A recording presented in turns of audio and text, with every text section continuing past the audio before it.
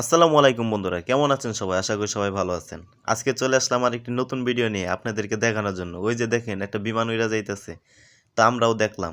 তারপর আবার আমরা ক্যামেরার সামনে আসলাম। আইসা এই যে আমার বুড়ি সবাইকে দেখে হাসতেছে, দাঁত বাই করে। আমিও হাসতেছি। তো আজকে চলে আসলাম ঘুরতে। অনেকদিন পরে বউ বাচ্চা নিয়ে ঘুরতে আসলাম। তো ওই যে আমার আম্মুজান হাঁটতাছে আর আমাকে দেখাচ্ছে ক্যামেরার সামনে এই যেটা দিয়ে পিটন দিব, মানে মোবাইলের কাভার দিয়ে পিটন দিব। তো আমার আম্মাজান তার মায়ের হাত ধরে হাঁটতাছে। তো আমিও একটু ভিডিও করে নিলাম এই সুযোগে। হাঁটতেছে আর সে কি খুশি, এখন শুধু হাঁটতে চায় আর হাঁটতে চায়। তারপর আমার আম্মাজান হাঁটতে হাঁটতে অনেক ভিতরে চলে আইছে।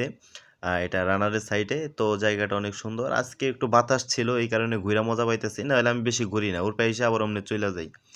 তো আমার আম্মাজানকে দাঁড়া করায় বলছে একটু সামনে আগাও, না সে আগাবে না, না ধরলে সে আগাবে না। আমরাও ধরি না, সেও আগায় না, এক জায়গায় দাঁড়ায় থাকে। আমি বলি যাও যাও, তার মা বলে যাও যাও, না এ বান্দার সামনের দিকে আগায় না। তো আর কি করার, বললাম আচ্ছা ঠিক আছে, তোমার যাওয়া লাগবে না। তারপর ওর আম্মা একটা ফুল নিয়ে আসলো, তাও যায় না। তো না গেল, পরে আর কি, পরে এক পাও দুই পাও একটু একটু করে আগাইলো। অনেক রিকোয়েস্ট করার পর, মানে আমার মায়ের আবার রিকোয়েস্ট না করলে সে কথা শুনে না আমার মেয়েরে। তারপর একটা সিনেমেটিক দৃশ্য মানে একটু ধারণ করার চেষ্টা করলাম। যেহেতু আমি ভালো ভিডিও করতে পারি, মানে আমি জানি আমি ভালো ভিডিও করতে পারি, আপনারা কি ভাবেন এটা জানি না। তো একটু সিনেমাটিক দৃশ্য শ্যুট করলাম। শ্যুট করার পরে ভাবলাম যে না, এখন বাড়িতে যাওয়ার সময় হয়েছে। তো এখন চলে যাব আমরা। কেমন লাগলো আজকে আমাদের ব্লগটি অবশ্যই কমেন্ট করে জানিয়ে দেবেন, আর একটা লাইক কমেন্ট এবং শেয়ার করে দিবেন, আর ফলো করে পাশেই থাকবেন। ধন্যবাদ।